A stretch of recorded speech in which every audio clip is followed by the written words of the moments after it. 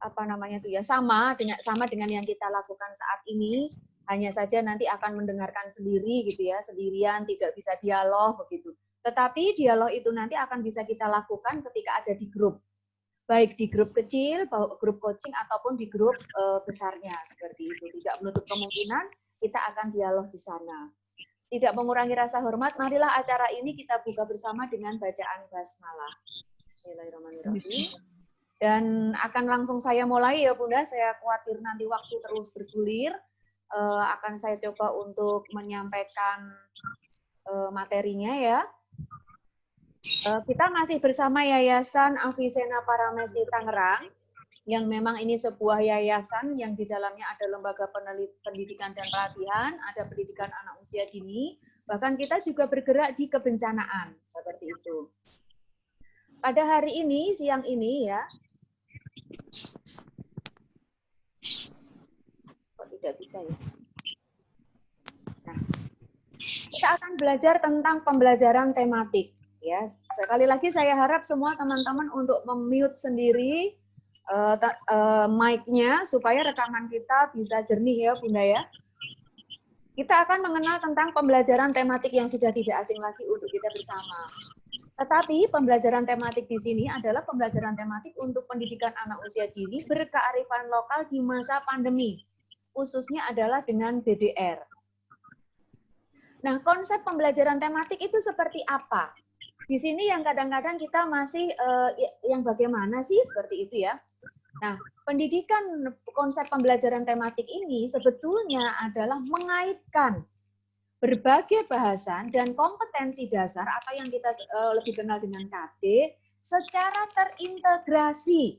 Nih, ke dalam apa? Ke dalam satu tema.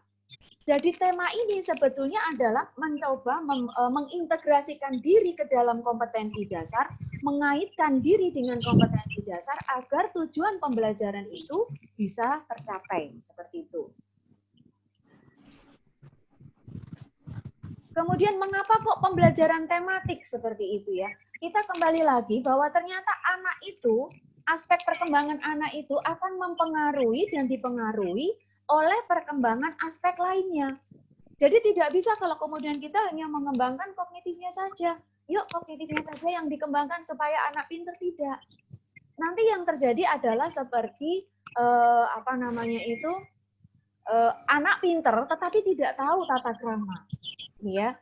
Nah, dengan prinsip tersebut, ya, satu aspek perkembangan akan mempengaruhi dan dipengaruhi oleh aspek perkembangan yang lain, maka sudah dengan sendirinya semua aspek itu harus dikembangkan. Melalui apa dikembangkannya? Melalui tema. Yang tema itu akan saling mengaitkan satu sama lain.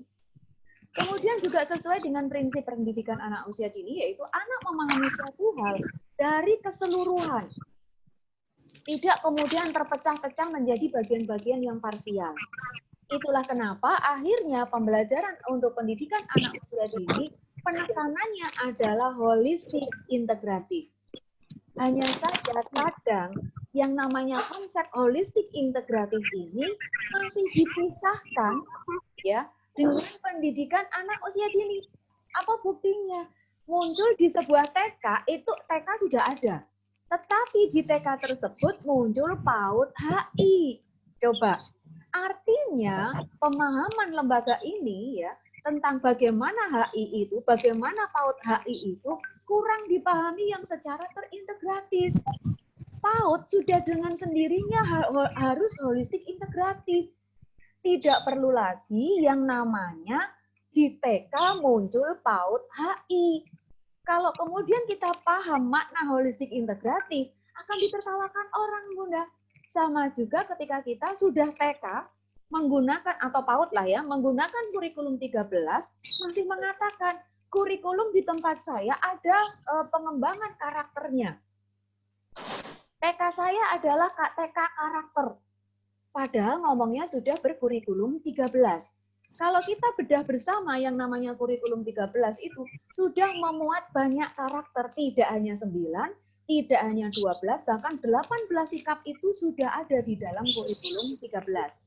Sehingga kalau di dalam RPP kita dimunculkan ke kurikulum 13 ada ada misalnya 2.13, ada 2.5, kemudian kita masih memunculkan nilai-nilai karakter yang dimunculkan, itu kita sepertinya tidak memahami apa kurikulum 13 dan apa itu nilai-nilai karakter.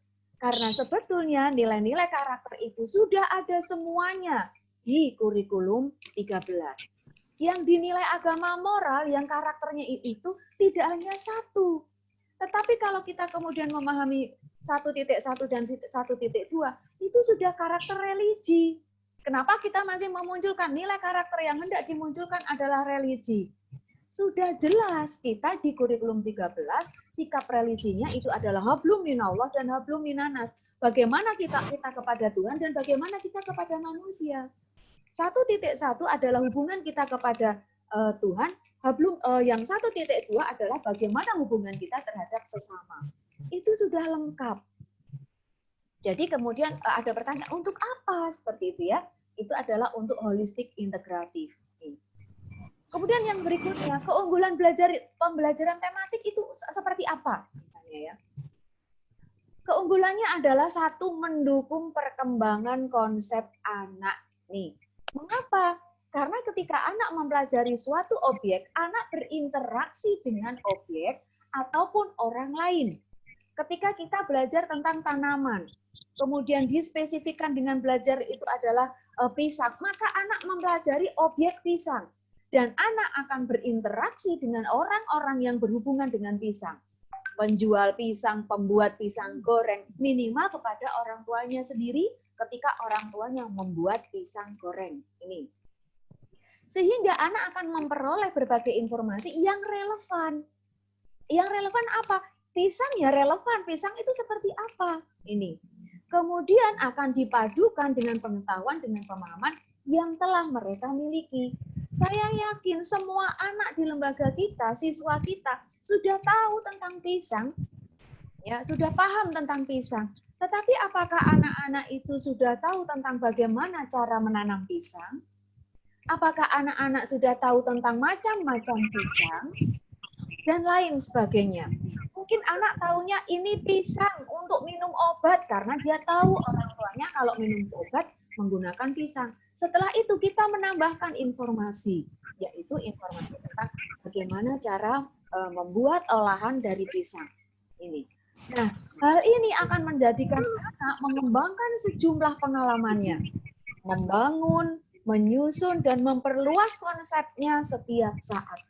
Ketika kita mempelajari satu hari tentang macam-macam pisang, maka yang dipahami anak tidak lagi bahwa pisang warnanya kuning. Karena akhirnya kita memberitahukan kepada anak, memberikan informasi bahwa yang namanya pisang hijau, mulai masih kecil, mentah, sampai dia matangnya, gitu ya, sampai masaknya, tetap warnanya akan hijau. Suatu saat ketika anak mewarnai buah pisang, kok itu buah pisangnya warnanya coklat, kehitaman, kita tidak bisa langsung menyalahkan. Mungkin di dalam benak dia, oh pisangnya sudah busuk, bisa jadi. Ya. Jadi kita tidak bisa kemudian membatasi pemahaman anak kalau pisang diwarnai warnanya kuning. Tidak bisa. Ketika kita sudah memberi batasan, anak-anak ini mewarnai pisang yang sudah matang ya, misalnya, yang sudah masak pohon misalnya. Bisa jadi anak akan mewarnai tetap hijau, atau itu dengan merah. Kenapa? Ada pisang namanya kalau di tempat saya itu gedang-kidang. Pisang kidang yang warnanya merah, bentuknya betul-betul bulat, buntak gitu ya, panjang tapi buntak, gede-gede seperti itu ada. Saya nggak tahu ya di tempat lain ada atau tidak. Ketika kami kemarin ke Mekek, perjalanan antara Medan ke Mekek itu ketemu juga dengan pisang yang seperti itu. Nah itu Bunda sekalian. Sehingga kita tidak bisa membatasi pemahaman anak. Dan kenapa kita justru memberikan sebanyak-banyaknya di anak usia dini? Itu otaknya sedang proses menyambung dengan keterampilan-keterampilan yang lain. Sinap-sinap anak itu sedang siap untuk disambungkan dengan informasi-informasi yang kita berikan. Hanya saja kadang-kadang kita begini, anak-anak belum perlu seperti itu. Itu kita justru pemahaman yang seperti itu yang harus kita benahi. Sekarang ini softwarenya anak itu masih banyak sehingga perlu kita isi. Nanti ketika dia SMP, ketika dia SMA, tinggal diambil itu, diando. Oh, dia punya memorinya kok di situ. Contohnya ketika kami menyampaikan tentang subtemanya adalah aku, subtemanya adalah panca indera, kami perdalam dengan mata. Subtemanya itu kita adalah mata, khusus mata, dan itu kita bedah selama 2 minggu. Nah, alhamdulillah ketika 1 hari kita membahas tentang bagian-bagian mata, ketika SD kelas 3, anak ini sudah bisa menceritakan. Sehingga guru SD-nya kemudian tanya, kok sudah tahu jawaban anak apa? Dulu saya TK-nya sudah pernah belajar itu. Artinya kita sudah memberikan memori, catatan-catatan khusus di memori anak yang memang masih bermiliar-miliar yang bisa kita isi. Nanti kalau dia sudah lebih dari 6 tahun, justru itu waktunya turun. Jadi di mana saat kita memberikan di masa emasnya, yaitu di pendidikan anak usia dini 0 sampai 6-7 tahun ini. Jadi kalau kita memberikan materi kepada anak tidak perlu dibatasi, seperti itu ya. Saya lanjutkan, yang berikutnya itu apa manfaatnya? Yaitu mengintegrasikan isi dengan proses pembelajaran. Ketika kita bicara tentang hasil olahan pisang, maka saat itu kita bisa praktek. Membuat pisang bakar misalnya. Membuat pisang coklat. Apa itu? Mungkin itu hanya roti, tapi kemudian diberi pisang yang dilumat, dicampur dengan coklat, dimasukkan, digoreng, sudah dengan mudah sekali, sudah berbeda bentuknya. Ini. Jadi antara kita memberikan materi pisang dengan proses pembelajaran itu tidak ada dusta di antaranya.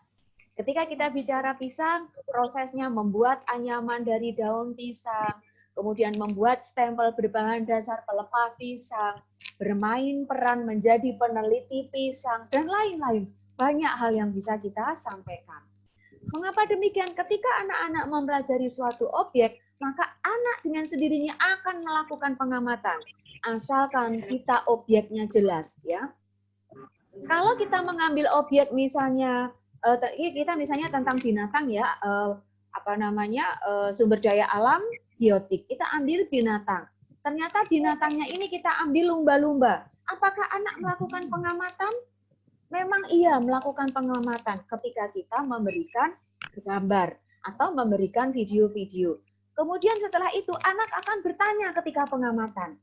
Saat anak melakukan pengamatan, dia melibatkan ke 5 panca inderanya atau 7 sekalipun ya, maka anak akan, ketika dia mendekati, artinya sudah ada rasa ingin tahu. Kita hanya meletakkan pisang di depan. Satu sisir pisang di depan. Tiba-tiba anak yang awalnya main-main, dia mendekat. Itu sudah ada rasa ingin tahu. Kemudian dia mulai meraba, itu juga rasa ingin tahu. Ketika di situ ada pisang, kemudian di sebelahnya ada kue, anak akan bertanya, Bunda ini kue apa misalnya. Tetapi proses bertanya tidak akan bisa berlangsung kalau selama kita memberikan pembelajaran, kita tidak memberi kesempatan kepada anak untuk bertanya. Nanti dulu pertanyaannya, belum dimulai. Nanti dulu pertanyaannya, belum waktunya. Tunggu kalau kamu SD.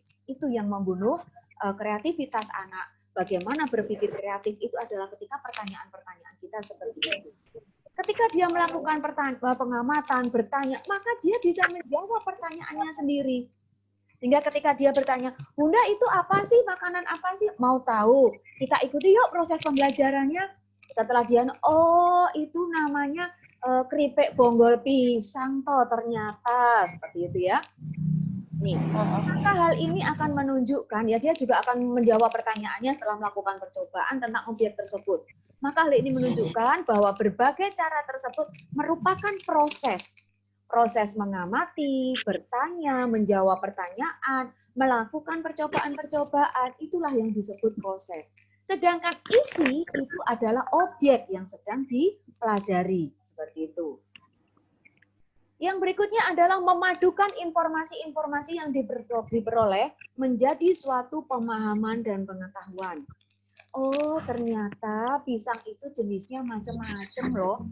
Bisa jadi ketika si anak kita ajak ke pasar tradisional, diajak oleh anaknya, dia akan ngomong, Mama, kemarin belajar pisang yang seperti itu namanya pisang ini, misalnya karena beda tempat, beda nama ya, ternyata seperti itu. dia akan semakin paham, dia akan semakin tahu apa sih jenis-jenisnya pisang, bagaimana cara mengolah pisang, yang selama ini mungkin hanya tahu tentang pisang goreng, ternyata dia bisa membuat yang namanya pisco, kemudian membuat namanya misalnya pisang bakar, atau kemudian pisang kipas, seperti itu ya, macam-macam yang akan diketahui oleh anak-anak. Yang berikutnya adalah memungkinkan anak mempelajari topik-topik secara khusus dan lebih mendalam. Ketika kita menyampaikan tanaman selama 3 minggu misalnya ya, selama 3 minggu tanaman. Minggu pertama hari Senin kita akan membahas tentang jenis-jenis tanaman. Berikutnya adalah cara menanam tanaman. Berikutnya lagi adalah manfaat tanaman. Itu kalau menurut saya masih sangat luas. Manfaat tanaman, tanaman yang mana? Tanaman obat, tanaman produksi, atau tanaman hias misalnya, atau tanaman pokok misalnya, masih sangat luas. Tetapi ketika kita kemudian tema tanaman, subtemanya adalah tanaman buah, buah itu pun masih buah yang seperti apa, itu akan semakin dalam. Ketika kemudian kita ketemu, oh tanaman obat itu yang diambil obat rimpangnya. Kalau rimpangnya berarti kita menuju macam-macam rimpang itu ada jahe. Maka subtemanya, subtemanya adalah jahe. Dari jahe kita akan bedah. Apa sih yang ingin diketahui tentang jahe? Maka jawaban apa yang ingin diketahui tentang jahe ini menjadi topik-topik pembicaraan. Seperti itu. Berikutnya akan mendorong menetapkan fokus belajar sesuai minat dan kebutuhan anak. Ini. Ketika kita belajar tentang pisang, anak akan begini, aku mau membuat pisang goreng misalnya. Ya sudah, itu sesuai dengan minatnya anak. Dia ingin membuat pisang goreng misalnya. Aku mau menanam pisang. Oke, berarti anak mulai ingin menghargai lingkungannya sebagai rasa syukur kepada Tuhan. Sangat sesuai dengan minat dan kebutuhan anak. Selanjutnya dapat diimplementasikan ke dalam berbagai tingkatan kelas dan kelompok usia. Terbukti, ya, pendekatan tema ini sudah saya kenal sejak pertama kali saya berkecimpung, bergelut dengan yang namanya pendidikan anak usia dini. Tahun 96 ketika saya masih di Jogja, anak saya proses skripsi, anak saya titipkan sekolah di sekolahnya Bu Ari, di sekolahnya Bu Ari di situ. Saya konsultasi tentang skripsi, anak saya sekolah di tempatnya Bu Ari di Jogja. Nah, di sana kemudian itu masih tahun 96, ya, tahun sekitar 96, 95, 96 lah itu. Dan terbukti ketika tahun 2013 tema ini akhirnya dijadikan salah satu prinsip yang ada di kurikulum 13, yaitu secara tematik. Hanya saja yang bisa menerapkan tematik ini belum banyak guru-guru, karena guru-guru masih egonya sendiri-sendiri. Aku pelajaran matematika, ya wes matematika. Matematika tidak perlu kemudian mengembangkan yang namanya budi pekerti. Budi pekerti hanya urusan guru PPKN. Budi pekerti, bagaimana sikap religi, hanya dikembangkan oleh guru agama. Padahal sebetulnya tidak begitu. Saat guru kimia menyampaikan pelajaran kimianya, harus mengembangkan tentang budi pekerti, tentang karakter. Apa misalnya? Paling mudah, ketika kemudian di pelajaran kimia, ada suatu molekul yang tidak bisa, ini di area kimia ya, tidak ada molekul-molekul tertentu yang ketika digabungkan, dicampurkan itu akan membahayakan, akan membuat kecelakaan, akan membuat Waalaikumsalam, Bu. Beribu-ribu orang seperti itu. Nah ini, tapi ketika dia WA Bu, aku melok webinar soalnya, sampean WA. Ya, saya berhenti dulu biar tidak rancu ya. Seperti itu ya. Nah, itulah artinya apa? Semua guru wajib mengimplementasikan ketercapaian sikap. Baik itu sikap secara spiritual ataupun sikap secara sosial. Minimal ketika akan menyampaikan pembelajaran tentang kimia di SMK atau SMA, maka kita mengajak anak untuk berdoa. Kemudian menarik garis merah, membuat hikmah. Apa hikmahnya kita belajar kimia? Itu anak-anak akan bisa bagaimana dia belajar untuk perilakunya atau budi pekertinya atau karakter religinya. Jadi tidak ada yang kemudian oh nek masalah agama cukup itu tanggung jawab guru agama, tidak bisa seperti itu ya. Berikutnya adalah tema merupakan payung. Sekali lagi ya, tema merupakan payung. Payung apa itu? Dari keseluruhan kegiatan dan topik yang dijadikan pembahasan dalam bermain dan bereksplorasi bersama anak. Ini. Jadi tema ini bukan merupakan tujuan pembelajaran, Bunda. Tema adalah payungnya saja. Untuk apa? Mengembangkan, menstimulasi kompetensi dasar menuju ketercapaian aspek perkembangan yang 6 itu. Tema bukan merupakan tujuan pembelajaran, sehingga tidak ada kemudian kita mengatakan, sekarang kan bulan Agustus, tema kamu apa nih yang hendak dicapai? Oh, tema tentang, kalau biasanya awal-awal ya, diri sendiri misalnya. Tidak ada seperti itu. Tema hanyalah payung dari seluruh kegiatan dan topik yang hendak dijadikan pembahasan dalam bermain dan bereksplorasi bersama anak. Ya.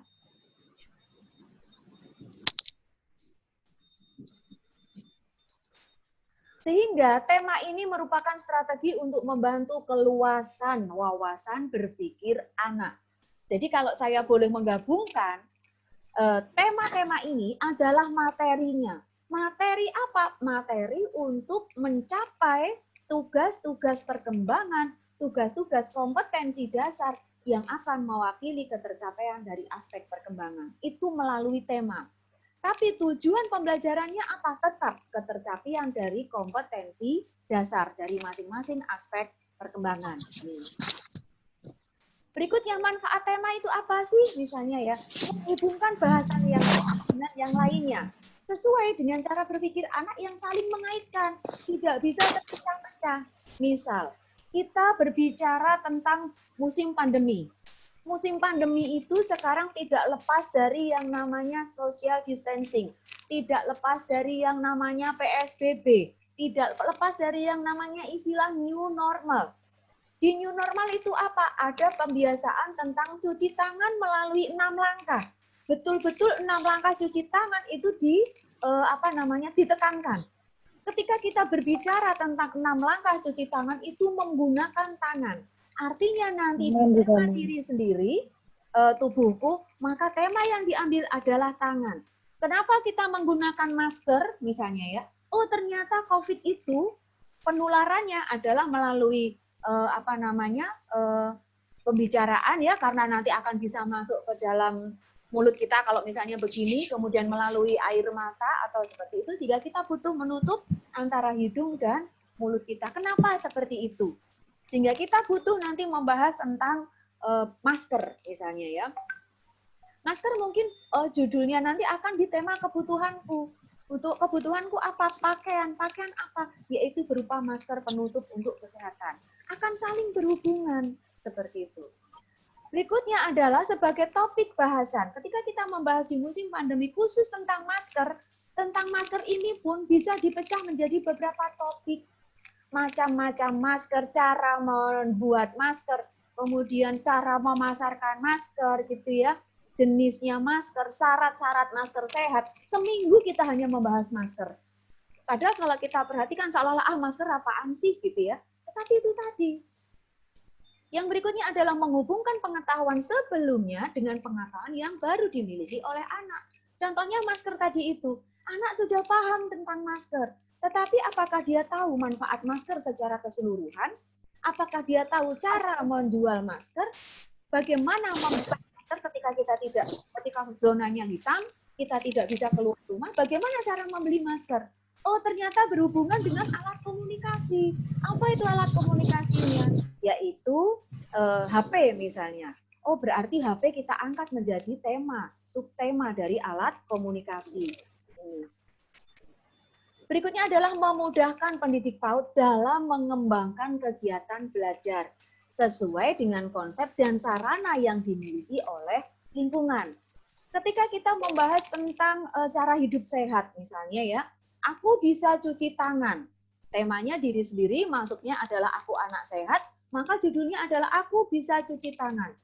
aku bisa cuci tangan, ternyata masih ada kok, yaitu menggunakan hand sanitizer. Ternyata hand sanitizer inilah yang kita pilih misalnya ya menjadi sub tema karena turunnya menjadi banyak banget curahannya ya. Hand sanitizer ini akhirnya kita jadikan sebagai sub tema. Pokok pembahasannya adalah hand sanitizer berbahan kearifan lokal. Setelah kita kemarin membedah tentang sumber daya alam yang ada di lingkungan kita, ternyata ada yang namanya tanaman sirih. Ada yaitu kemangi. Kita kalau membeli penyetan atau pecelan ya, di mangkok kita, di cawan kita yang berisi air, di situ kok ada kemanginya untuk apa ya? Ternyata itu adalah sebagai hand sanitizer, cukup diremet-remet kalau kita tidak mau memproses. Maka saat itu tangan kita sudah seperti menggunakan hand sanitizer dan sudah menghilangkan aroma sambal yang ada di sana. Ini. Sehingga kita tidak perlu lagi terpedaya seperti kemarin-kemarin. Begitu hand sanitizer langka, kita sudah kalap ya membeli seberapapun harganya hand sanitizer. Padahal ternyata di depan rumah kita ada sirih. Ya, saat itu banyak rambutan. Sehingga ketika sirih dicampurkan dengan kulit rambutan, direbus, disaring, bisa menjadi hand sanitizer yang aman. Ya, di sini. Yang dimiliki oleh lingkungan seperti itu. Aspek yang dikembangkan melalui tema apa misalnya? Aspek yang dikembangkan melalui tema adalah sesuai dengan bagaimana kurikulum 13 dibuat, yaitu ingin mengembangkan sikap, pengetahuan, dan keterampilan. Sikap adalah sikap secara ada sikap spiritual dan sikap sosial ini. Sikap dipecah menjadi dua, yaitu sikap sosial, spiritual dan sikap sosial, yang akhirnya menjadi KI 1 dan KI 2. Pengetahuan menjadi KI 3, keterampilan menjadi KI 4, seperti itu. KI 3 dan 4 harus berbarengan, tidak ada kata-kata pemisahan. Dalam bentuk apapun KI 3 dan 4 tidak boleh ada pemisahan. Sehingga ketika kita memunculkan indikator itu keluarnya dari pengetahuan dan keterampilan. Tidak ada indikator pengetahuan sendiri, indikator keterampilan sendiri. Tidak ada seperti itu. Kemudian, prinsip pemilihan tema itu yang seperti apa misalnya? Prinsip pemilihan tema adalah menarik untuk anak. Ketika kemudian kita mengambil materi, mengambil tema itu adalah yang ada di dekat kita, itu akan lebih melibatkan anak, menarik untuk anak. Kita mengambil misalnya tema binatang, subtemanya ayam. Anak setiap hari sudah ketemu ayam, apa yang tidak jauh-jauh? Kita mengambil tema diri sendiri, aku anak sehat. Kita berbicara tentang masker, anak akan berbicara masker. Bunda ternyata masker itu begini loh. Kemudian ketika pulang, Bunda lihat maskernya ada berapa flyer misalnya. Seperti itu ya, dia akan menarik untuk anak. Berikutnya adalah sederhana. Anak ketemu masker tiap saat, jadi sangat sederhana. Mau membicarakan tentang masker, kita tidak perlu membuat media yang susah. Medianya sudah dipakai kok oleh anak-anak, sudah kita pakai dan sudah dia temui setiap saat. Yang berikutnya adalah insidental. Insidental ini adalah tema-tema yang tidak pernah kita rencanakan. Contohnya adalah ketika Maret kemarin. Mungkin Maret kemarin tema kita itu akan berkisar tentang tanah airku seperti itu ya. Nah, ketika kemudian kita tidak boleh masuk sekolah karena adanya COVID, maka tema kita menjadi COVID. Kita belum pernah. Kita tidak merencanakan seperti itu ya. Nah, akhirnya itulah yang disebut tema insidental yang tidak pernah kita rencanakan, tetapi harus kita angkat seperti itu. Bukan berarti, oh tema negaraku itu kan semester 1 di akhir atau bahkan semester 2. Karena bulan Agustus ada momen bagus, maka itu disebut insidental. Bukan. Begitu juga dengan binatang, binatang biasanya ada di tengah-tengah semester 1, begitu ya, karena sekarang Idul Adha ada di awal Agustus, maka kita binatang dimajukan. Tidak begitu juga. Itu tetap tema yang sudah kita rencanakan. Yang berikutnya adalah tema tersebut dekat. Dekat ini, Bunda, ada beberapa macam. Ada yang dekat secara lokasi dan ada dekat secara waktu atau peristiwa.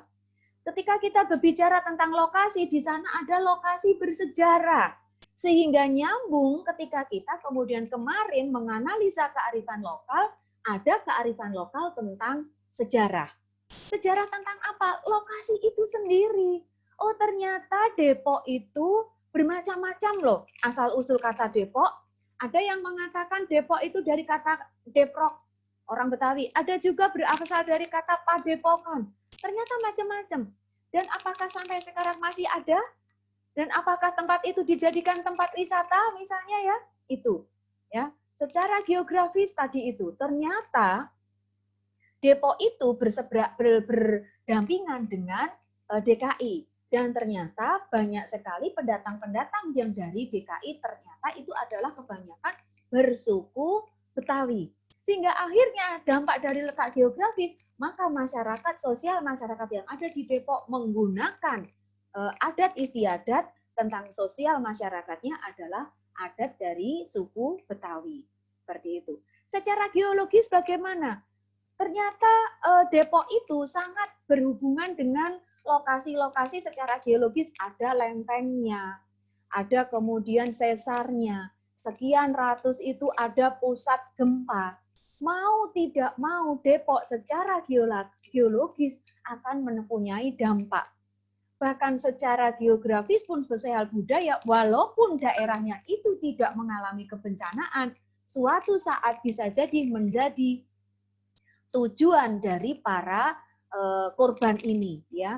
Orang-orang pengungsi akan lari ke Depok, Jakarta yang misalnya mengalami kemarin yang mengalami gempa atau mengalami tsunami, begitu ya. Ini akan lari ke Depok. Mengapa? Dia untuk menyelamatkan diri ketika evakuasi, ketika mengungsi itu dekat dengan Depok. Ini. Sehingga letak geografis dan letak geologis nyambung. Begitu juga Surabaya. Ketika Surabaya seolah-olah aman, tentram, tidak ada kebencanaan, bisa jadi menjadi sasaran dari pengungsi. Ini. Yang berikutnya adalah sosial masyarakat tadi itu akan sangat berkaitan ya antara satu dengan yang lainnya. Ketika waktu dan peristiwa seperti apa? Yaitu waktu bersejarah. Agustus ada waktu bersejarah yaitu tentang proklamasi. Kalau tempat lembaga kita ada di dekat Menteng, yang di DKI ya, di Menteng ada lokasi bersejarah yang ada hubungannya dengan peristiwa bersejarah. Di sana ada yang namanya Taman Proklamasi. Di sana. Sehingga nanti ketika yang ada di daerah sekitar Menteng atau Jakarta Selatan yang berdekatan dengan Menteng, itu akan bisa mengambil tema-tema tersebut. Kemudian dengan peristiwa terkini, apa itu peristiwa terkini? Satu misalnya, yaitu tentang satuan tugas COVID misalnya, tentang corona, tentang PSBB, tentang lockdown. Ini kan anak-anak banyak mengenal itu. Sehingga anak-anak akhirnya, aku di lockdown nggak boleh keluar sama mamaku, misalnya seperti itu. Ini adalah konotasi dari dekat, ya. Jenisnya macam-macam. Yang berikutnya adalah bagaimana durasi temanya. Apakah kita membahas tema tanaman itu hanya 3 minggu seperti yang biasanya? Ya, apakah tema lingkungan itu hanya 4 minggu seperti yang selama ini kita pahami? Itu ya. Kemudian apakah keluasan tema itu juga sangat terbatas? Misalnya, oh berarti hanya membahas tentang jenis-jenis tanaman? Apakah sudah kepada jenis-jenis misalnya tanamannya adalah kita ambil sirih misalnya? Apakah jenis-jenis sirih? Karena ternyata sirih tidak hanya satu jenisnya. Kemudian kedalaman temanya, apakah kita hanya membahas jenis-jenis tanaman, ataukah sampai dalam sekali bagaimana jenis-jenis dari sirih itu sendiri? Jawabannya adalah bahwa tema tersebut tak terbatas seperti itu. Ya, mau durasi temanya 1 bulan membahas tentang sirih boleh, 1 tahun membahas tentang jahe juga boleh. Keluasannya anak membahas jahe semakin luas. Anak-anak juga semakin dalam membahas tentang jahe. Seperti itu ya. Yang berikutnya, dalam memilih tema atau subtema, ya, maka pendidik dapat menempuh langkah-langkah seperti ini. 1, mengadakan curah pendapat dulu. Ya, curah pendapat. Oke, kita akan mengambil tema jahe. Terus bagaimana? Apa nih yang mau kita ini tanaman ya, tanaman buah. tanaman toga, kemudian turun kepada yang diambil akarnya, yang diambil batangnya, yang diambil rimpangnya. Setelah ketemu rimpang, masuk lagi yaitu jahe. Akhirnya jahe itu, ya sudahlah, setelah kita kaji bersama, karena sekarang musim COVID, kita sedang menguatkan imun, karena ternyata orang yang positif swab itu tidak harus sakit. Bisa jadi orang-orang yang sehat walafiat ternyata ketika swab dia positif. Artinya kita yang berhadapan dengan OTG istilahnya ya, maka kita harus kuat supaya virus yang dimiliki oleh OTG tidak bisa masuk ke kita karena kita kuat. Seandainya dia tetap masuk kepada kita ketika di rapid reaktif gitu ya, karena kita reaktif gitu, maka kita harus membantu imun kita yang sedang reaktif itu dengan memberikan asupan-asupan yang meningkatkan imun kita seperti itu. Setelah kita mengkaji tema ingin mengambil jahe, maka jahe itu kemudian kita jabarkan. Cara menjabarkan adalah menggunakan kalimat kunci. Apa yang ingin kamu ketahui, apa yang ingin kita ketahui tentang jahe. Macamnya jahe, olahan jahe, cara menanam jahe, jenis-jenis jahe, asal-usul jahe, hasilnya, dan macam-macam di situ. Itu kita jabarkan sehingga anak memiliki pengetahuan yang komprehensif tentang satu materi yaitu jahe. Nih. Penentuan sub-sub tema ini akan menentukan kedalamannya. Kedalaman dan keluasan materi yang akan diberikan kepada anak. Kalau kita hanya membahas tentang jenis-jenis tanaman menjadi sub-sub tema, maka yang diketahui anak hanya jenis-jenis tanamannya. Apakah bisa dalam? Tidak. Tetapi ketika kita kemudian menuju ke jahe, maka kedalaman materi yang dimiliki oleh anak sampai kepada bagaimana membuat minuman jahe. Bagaimana minuman pun masih ada di dalam lagi. Bagaimana membuat sirup jahe. Ini. Sehingga tema-tema yang telah ditetapkan ini akan menjadi semakin luas. Tema ini sebetulnya tidak hanya tidak harus dikembangkan, tidak harus disampaikan semuanya. Kita bicara tanaman, tidak harus semua tanaman diberikan kepada anak. Ambil sub-sub temanya tadi secara mendalam. Karena tema-tema tersebut ditetapkan hanya sebagai acuan, titik awal pembahasan. Tanaman, berarti titik awalnya tanaman. Diperdalam lagi, jenis-jenis tanaman diperdalam lagi. Ada dikotil, ada monokotil. Dikotil diperdalam lagi, ada obat, ada begini, ada begono, seperti itu. Sehingga anak-anak ini nanti benar-benar ya akan mempelajari tema ini secara luas dan mendalam.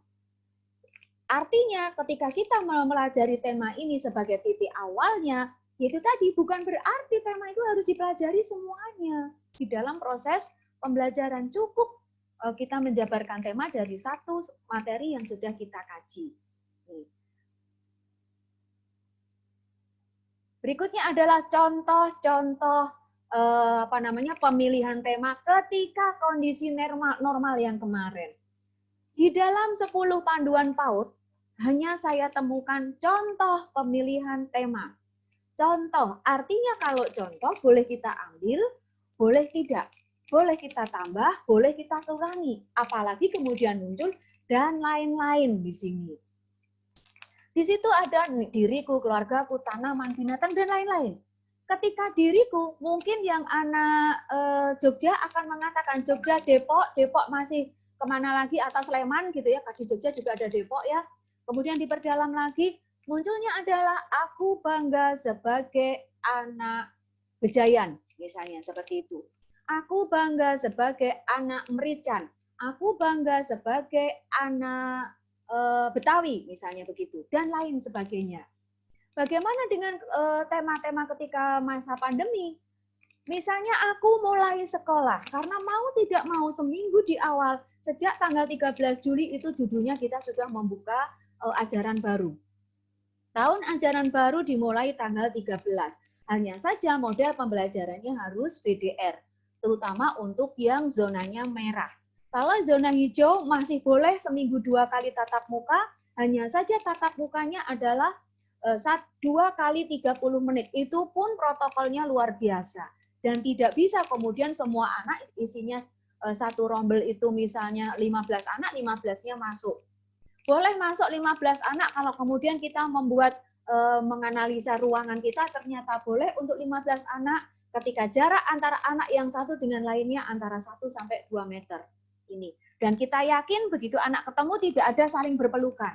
Ketika kita ketemu tidak ada yang namanya antar guru dan wali murid yang sudah lama tidak bertemu akan cipika-cipiki. Ini. Berikutnya di minggu kedua karena kita memang belajarnya dari rumah, kita pahamkan bahwa belajarku dari rumah ini. Dan lain sebagainya, banyak sekali contoh-contoh tema pada masa pandemi dan new normal.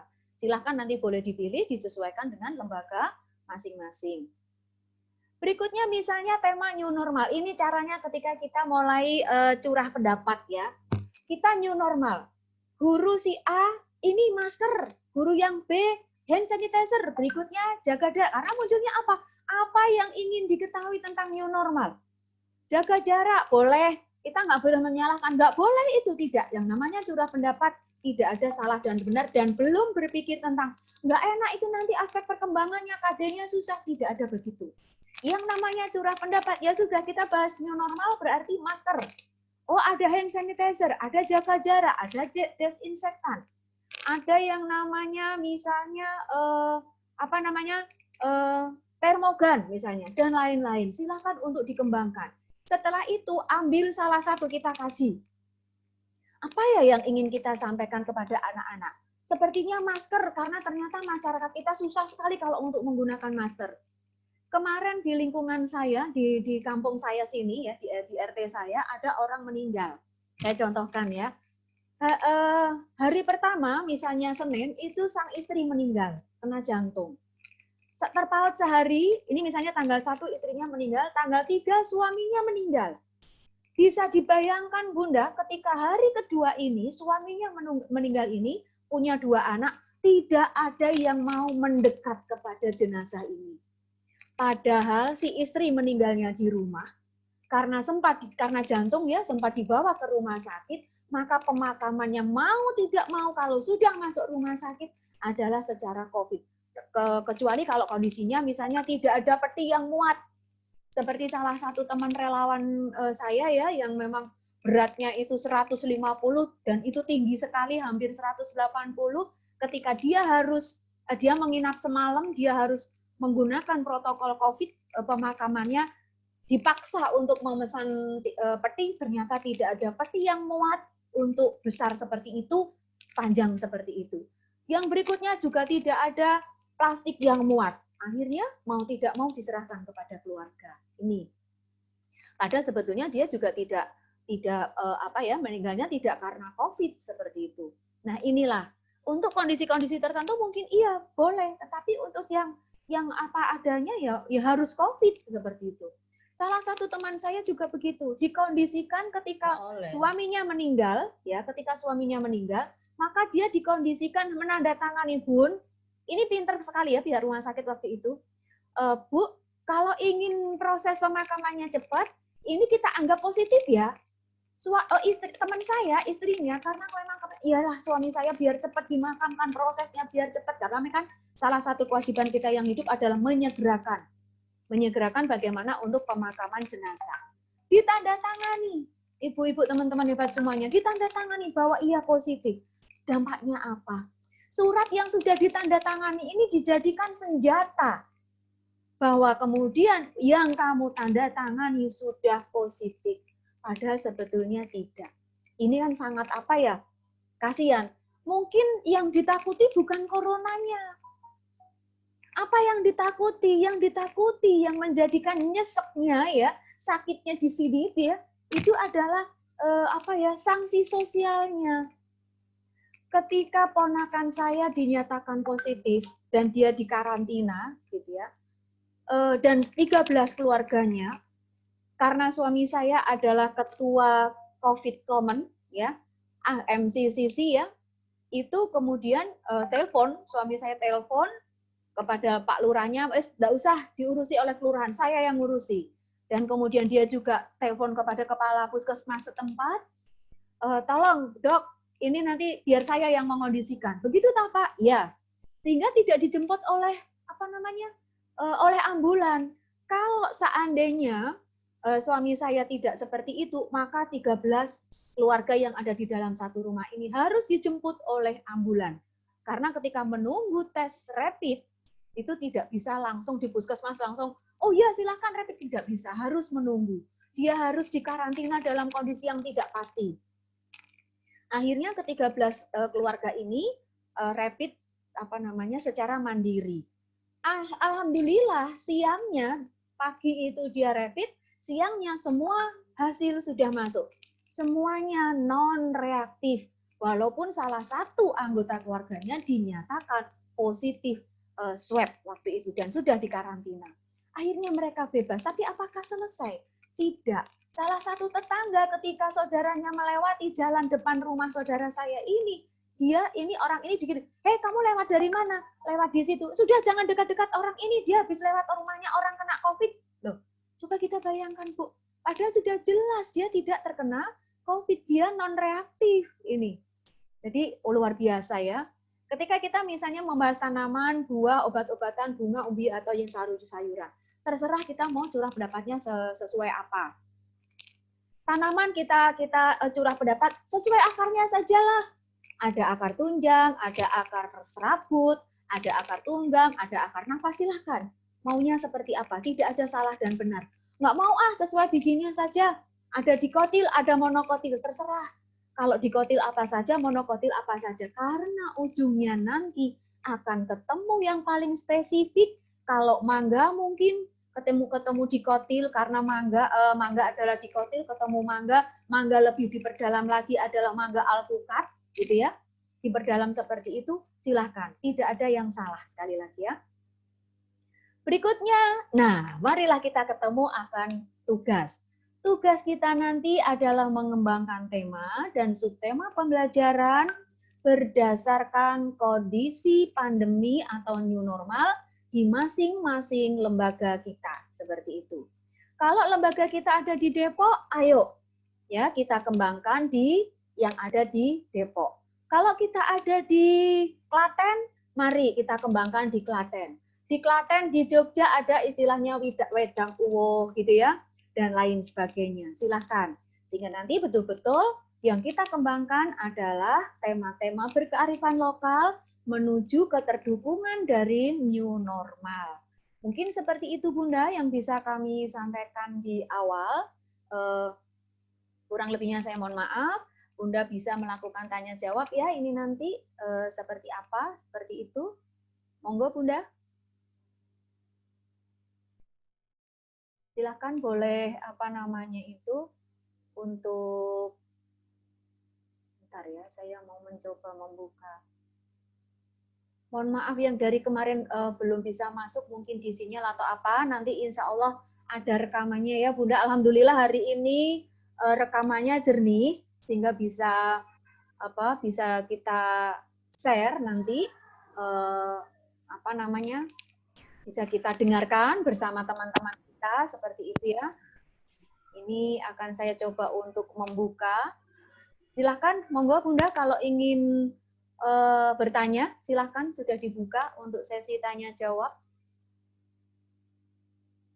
Boleh mengangkat tangannya, boleh memberikan icon di situ. Monggo.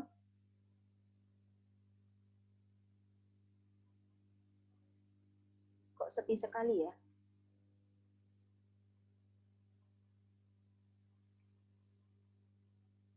Ada yang ditanyakan mungkin?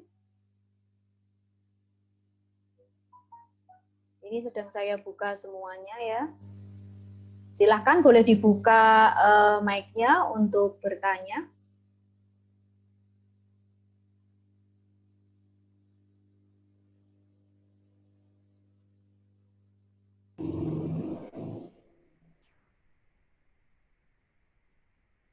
Silakan Bunda.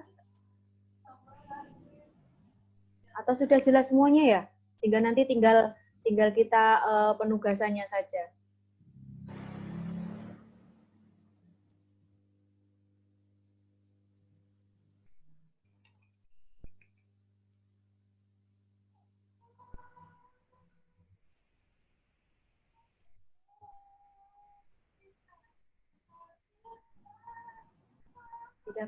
sudah boleh ini kok.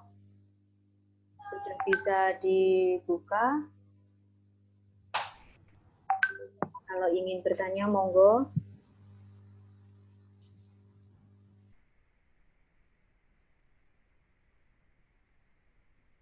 Kok sunyi semua? Oke, Bu Siti Maimunah, silakan. Silakan boleh dibuka.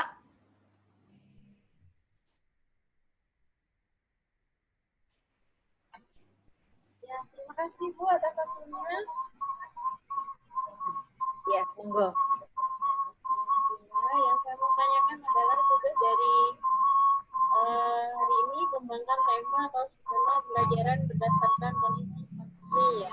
Iya. Nah, di sini untuk tema sendiri itu bisa dirubah ya Bu sesuai dengan keadaan ya. Bisa, sangat bisa.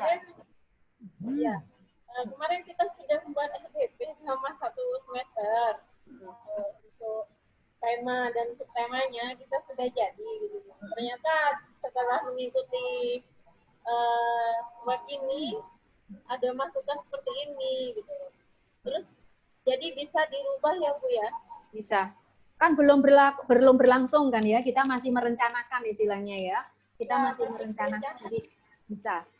Sangat bisa. Jangankan yang belum berlangsung, yang sudah berlangsung saja bisa dirubah kok. Kan tadi itu prinsipnya insidental. Ya, sangat bisa sewaktu-waktu berubah. Seperti itu, Bu Siti. Silahkan. Nah, ini Bu yang saya tanyakan ya. Tadi terkait dengan konsep anak tentang menyampaikan tentang topik yang ada ya Bu ya. Tentang pembelajaran. Nah, saya mempunyai salah satu murid gitu ya. Ketika yang lainnya saya menjelaskan tentang tanaman gitu ya.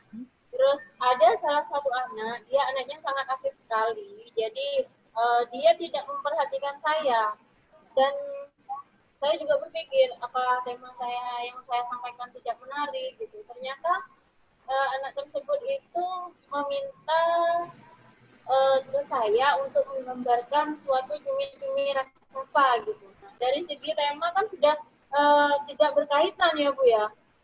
Daripada anak tersebut tidak mengikuti, jadi saya gambarkan saja di papan yang besar gitu. Ternyata anaknya fokus ke situ. Wah, cumi-cumi besar, cumi-cumi raksasa, seperti itu Bu.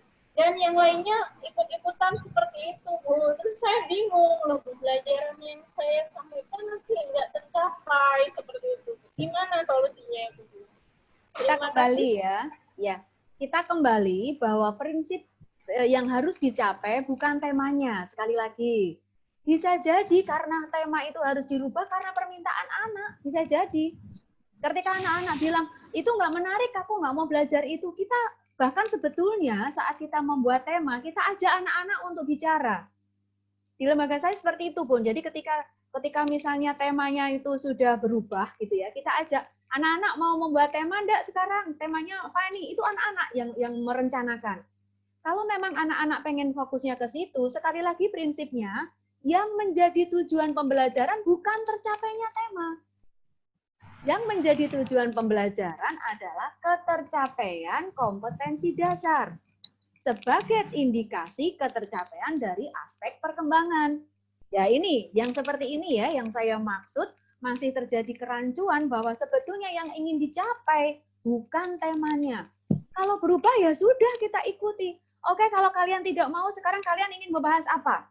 Cumi-cumi. Kita balik bertanya, misalnya kita maunya KD tentang 3.6 ya, anak-anak mengenal dan menunjukkan benda-benda sesuai ukuran begitu ya.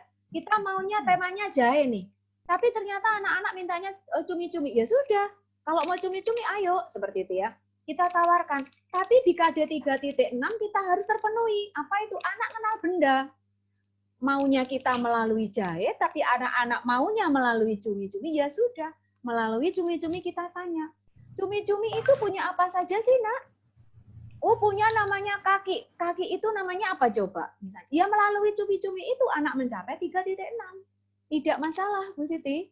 Jadi silahkan saja. Sewaktu-waktu berubah juga sangat boleh. Karena yang utama tujuan PAUD adalah mengembangkan kompetensi anak. Ini mengembangkan aspek perkembangan anak, bukan ketercapaian tema.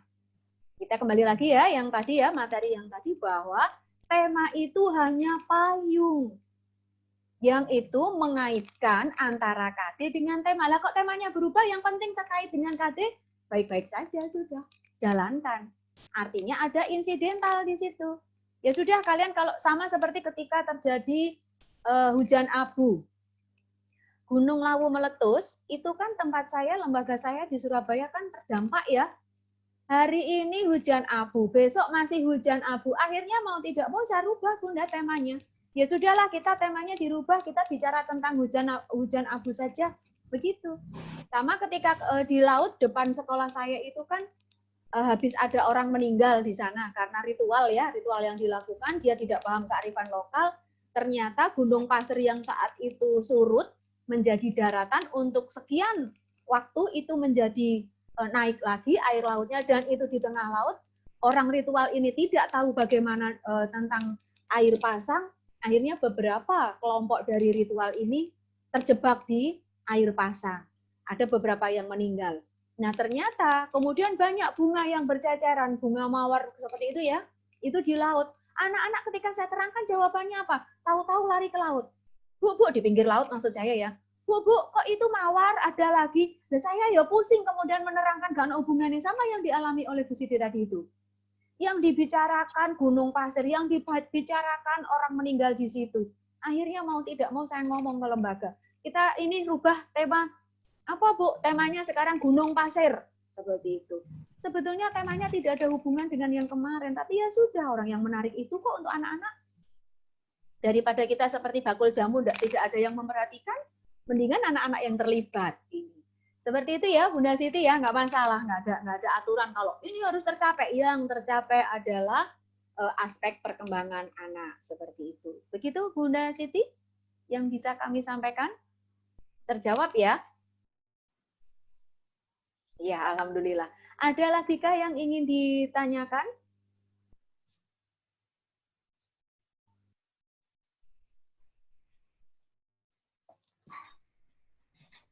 Kalau sudah, kalau memang sudah tidak ada yang ditanyakan ya, mungkin nanti akan lebih jelasnya lagi adalah ketika nanti kita mengerjakan tugas, berproses mengerjakan tugas, maka akan bisa kita ketahui kesulitan kita ada di mana. Bunda, pengerjaan tugas itu bukan kemudian pemaksaan, bukan ya, tapi pengerjaan tugas itu adalah bagaimana kita sejauh mana sih kita dalam membuat pembelajaran yang berkearifan lokal. Ketika kemarin bedah tentang analisa kearifan lokal, sejauh mana kita memahami tentang lingkungan kita sebelum kita menuntut anak-anak untuk lingkungan kita. Oke, ini ada pertanyaan ya dari Bunda Saidatun. Pertanyaannya adalah, saya ingin, apakah kita bisa melibatkan orang tua dalam memilih tema? Mengingat pembelajaran selama pandemi dari rumah dan peran orang tua kita perlukan. Sangat bisa, Bunda. Sangat bisa. Artinya mulai sekarang kita mencoba menawarkan, mengajak wali murid untuk berdiskusi. Itu sangat bisa. Bahkan kadang-kadang kalau kita itu raker gitu ya, kita sosialisasi, membuat KTSP, kan bisa melibatkan stakeholder. Bisa mengajak komite. Nah, disinilah fungsinya. Wali murid yang ada di komite itulah, atau pihak luar yang ada di komite bisa. Oh, nanti temanya seperti ini, itu boleh kita libatkan. Seperti itu. Jadi jawabannya boleh ya, Ibunda Saidatun. Coba saya cek lagi, kira-kira ada lagi enggak pertanyaan-pertanyaan. Oke, Bunda Ari, apakah masih di ini? Bentar saya lihat ya.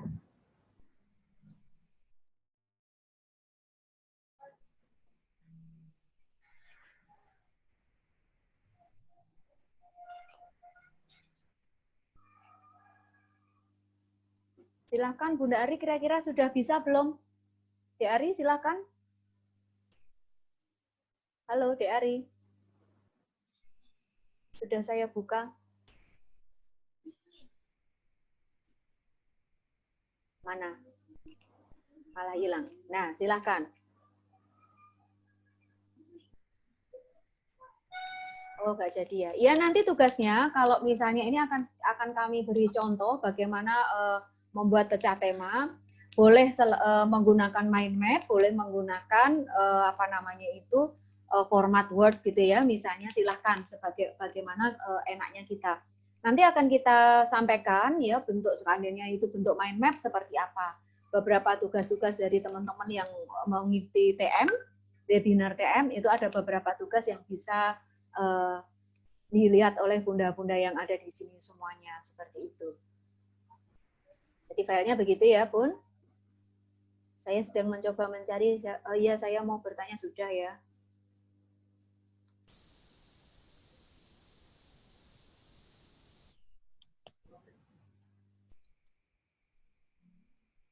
Seperti itu, Bunda, yang bisa kami sampaikan. Kurang lebihnya saya mohon maaf ya.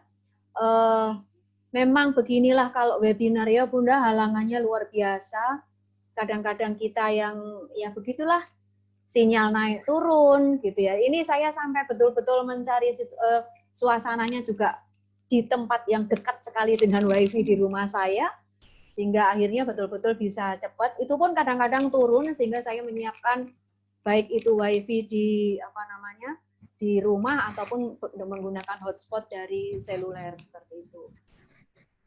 Baiklah Bunda, mungkin itu yang bisa kami sampaikan. Kurang lebihnya saya mohon maaf gitu ya. Silahkan nanti tugasnya bisa dikerjakan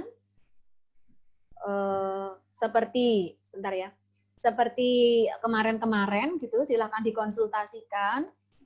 Bukan berarti kalau konsultasi itu kami yang lebih, tidak, tetapi paling tidak kami sudah curah tema terlebih dahulu sehingga kalau misalnya kurang dalam atau apa itu kita bisa perdalam lagi seperti itu. Dan kami jujur Bunda, ketika curah tema itu kami banyak belajar dari peserta. Mulai kearifan lokal kemarin itu kami banyak belajar dari peserta. Sehingga ketika muncul ada apa misalnya kearifan lokal apa, oh begitu ya, begitu. Jadi kami pun kadang-kadang menemukan hal baru dari peserta. Itu kenapa kami semakin apa ya, oh ternyata Indonesia begini, semakin menetapkan diri untuk fokus di kearifan lokal. Kalau yang lain mungkin webinarnya itu adalah bagaimana new normal, bagaimana new normal begitu ya, masih yang bersifat umum. Kami memang dari Avicenna langsung fokus yaitu bagaimana menerapkan tentang kearifan lokal, penyusunan perencanaan pembelajaran berkearifan lokal di masa pandemi seperti itu. Semalam ada pertanyaan menarik ya, Apakah kearifan lokal itu akan berpengaruh terhadap manajemen seperti itu? Iya, pasti. Karena apa? Ketika kita menggunakan kearifan lokal dan kemudian ada akreditasi, maka asesor akan bertanya. Di sini ada beberapa asesor ya, maka asesor akan bertanya, sudah menerapkan kearifan lokal belum? Kalau lembaga kita belum menerapkan kearifan lokal, gitu ya, istilahnya ya mohon maaf bukan berarti kami menyombongkan diri, belum mengikuti seminar kami, belum mengikuti workshop kami, mungkin kearifan lokal yang dimaksud hanya berupa foto-foto tari. Oh ini fotonya, kami ada tari-tariannya, seperti itu. Baru seperti itu. Atau tema-temanya kalau yang sudah mau dalam ya, temanya yang diambil misalnya tema makanan kuliner yang itu khasnya dari daerahnya. Tetapi apakah sampai kepada KTSP?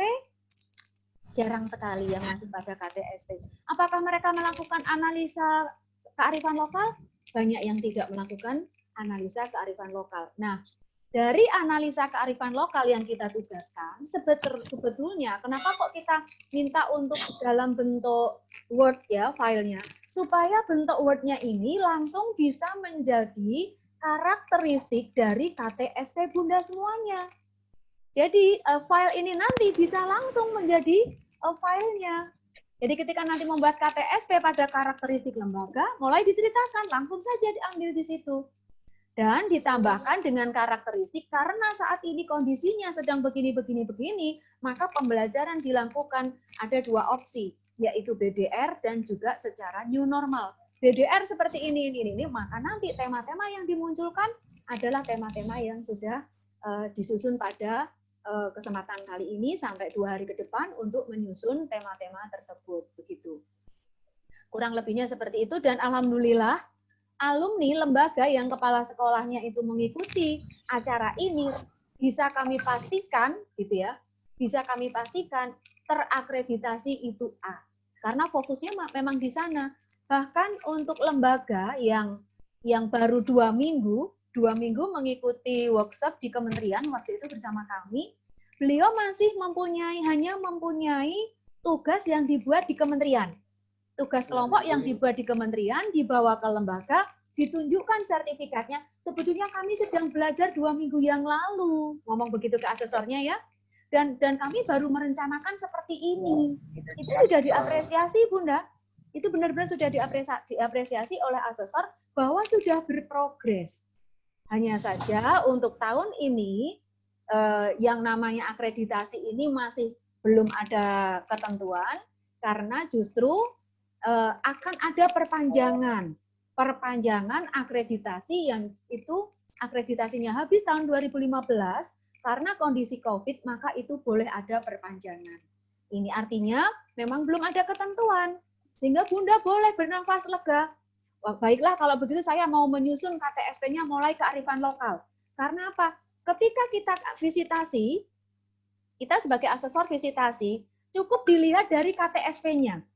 Di KTSP itu ada profilnya, visi, misi, jumlah guru, jumlah siswa, kita sudah langsung lihat di sana. Kemudian ada yang di standar 1, standar 2, 3, 4 juga ada di profil gitu ya. Kemudian standar 6, standar 7, standar 8 itu ada semuanya di sana. Mungkin standar 7 yang belum ada karena di KTSP tidak seberapa dimunculkan tentang keuangan lembaga ini. Sehingga kadang-kadang kita munculnya cukup di situ. Dan beberapa asesor langsung melihatnya pada penilaian di standar 8 ini. Jadi begitulah yang terjadi kalau kita kemudian menggunakan kearifan lokal, insya Allah itu akan mendukung dari ketercapaian unsur-unsur penilaian akreditasi. Seperti itu. Di Ari mau nanya, sudah saya buka tadi? Sudah saya unmute? Jadi nanya enggak? Oh sudah. Oh masih tidak bisa? Coba sekarang, tadi sudah bisa sebetulnya. Coba di Ari dibuka. Nah, itu sudah. Oke. Ya. Nah, sampai. Saya mau bilang Bu Endang, kok jadi Mbak Endang ya? Nggak apa-apa, jenenge konco turu. Bu Endang. Iya, iya. Tadi itu kan saya itu tergeliti aja di tema, itu kan hanya sebagai payung ya. Betul.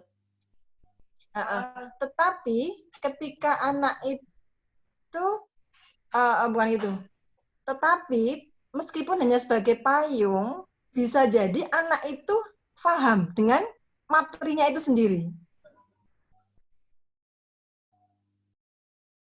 Gitu, kayak tadi dicontohkan di kelas 3, dia sudah bisa apa tadi? Menyebutkan tentang bagian mata gitu. Bukan target attendance. Iya. Ya memang. Adik Ari kayaknya sinyalnya ya agak terputus-putus saya dengarnya ini. Oh gitu ya. Tapi insya Allah saya sudah menangkap. Memang benar, jadi tema itu sebetulnya sebagai payung. Sebagai payung bukan merupakan tujuan pembelajaran. Tetapi tema yang kita pilih adalah yang menarik, gitu ya. Yang menarik sehingga anak akan ngeklik kita ketika mengikuti itu. Kita di PAUD itu menyiapkan anak supaya siap mengikuti jenjang pendidikan yang berikutnya. Ketika lulus TKB, maka kita menyiapkan anak ini untuk siap di SD-nya. Siap di SD sebetulnya tidak hanya di calistungnya, itu hanya sepersekian. Itu hanya salah satu KD dari 46 KD. Masih ada 45 KD yang lain yang harus dikembangkan. Ini. Nah, tema itu adalah untuk menuju katalisnya, DRI kalau kita di kimia ya. Ada katalisnya, ada sebagai alat untuk bagaimana anak bisa mencapai aspek perkembangan. Ini. Kalau misalnya tema mata itu digunakan untuk mencapai apa sih? Mungkin supaya anak tahu tentang diri sendiri, ya, dirinya, menghargai dirinya, lingkungan, dan orang lain sebagai rasa syukur. Kemudian melalui mata, anak itu akan bisa mencapai kompetensi dasar 1 di PAUD, yaitu mempercayai adanya Tuhan melalui mata ciptaannya. Jangan sampai dibalik ya, mempercayai adanya mempercayai mata ciptaannya. Yang dipercayai siapa kalau matanya di depan, gitu ya. Jadi dari situ tema-tema itu. Jadi yang harus dicapai bukan kepada materi matanya, bukan. Tetapi memang pengetahuan pemahaman anak diperdalam sehingga memori anak itu ada.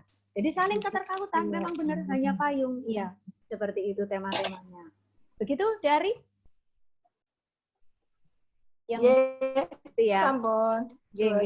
Nanti dari kalau membedah tentang analisa kearifan lokal bisa lebih ini ya, karena jenengan kan baru pertama mengikuti sekarang ya, sehingga nanti yang kearifan lokal silahkan diikuti videonya, kemudian mencoba mereka-reka, silahkan untuk dikomunikasikan seperti itu ya. Jadi tidak ada kata terlambat kalau menggunakan webinar. Jadi nanti juga ada di YouTube, silahkan di like dan subscribe. Waduh, gayanya gitu ya, kayak YouTuber ya. Seperti itu. Ya. Ada lagi yang ingin ditanyakan mungkin? Kalau tidak, karena di sini sudah jam 5 juga ya, kita tadi mulainya hampir jam 4. Memang waktu kita adalah 1 jam setengah, 1 jam untuk materinya kita, dan selanjutnya adalah untuk tanya jawab. Dan semoga apa yang kami sampaikan tadi betul-betul bisa membuka apa yang selama ini kita pahami, gitu ya. Oh, ternyata tidak harus 17 minggu kok. Oh, ternyata bebas mau membahas tentang maka mau 2 minggu juga boleh, gitu ya. Itu sehingga wawasan yang dipahami oleh anak, pengetahuan yang dipahami oleh anak semakin luas dan semakin dalam, seperti itu. Oke, kalau sudah tidak ada yang ditanyakan, mungkin saya cukupi sampai di sini. Bunda Holly sudah on belum? Mana Bunda Holly? Oke, sepertinya memang terhalang dengan yang namanya sinyal ya, naik turunnya sinyal luar biasa ya. Jadi alhamdulillah nanti ada videonya yang akan kami kirimkan dari YouTube tersebut sehingga bisa kita pelajari bersama-sama begitu. Sekali lagi mohon maaf yang sebanyak-banyaknya, saya atas nama tim Avicenna mohon maaf kalau terjadi ketidaknyamanan atau apapun itu, karena ya beginilah suasananya kalau kita webinar ya, nasib kita tergantung kepada kuatnya sinyal. Kalau nanti kita tatap muka, nasib kita tergantung pada kekuatan imun kita, maka kalau webinar adalah kekuatan kita, tergantung pada kekuatan sinyal kita. Kurang lebihnya saya mohon maaf.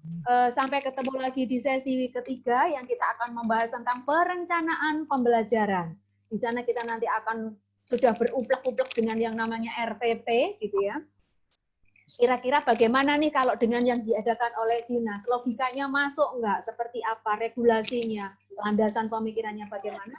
Kita akan berpikir, ikuti itu, belajar bersama di pertemuan yang ketiga besok. Sekali lagi, saya mewakili tim Avicenna undur diri. Mohon maaf yang sebanyak-banyaknya. Wabillahi taufiq wal hidayah. Wassalamualaikum warahmatullahi wabarakatuh. Waalaikumsalam warahmatullahi wabarakatuh. Silakan boleh mulai live atau end seperti itu ya, dan kita akan mencoba mulai memikirkan apa nih tema-tema yang mau saya angkat seperti itu ya. Selamat beristirahat. Di sini sudah mau maghrib ya. Saya end.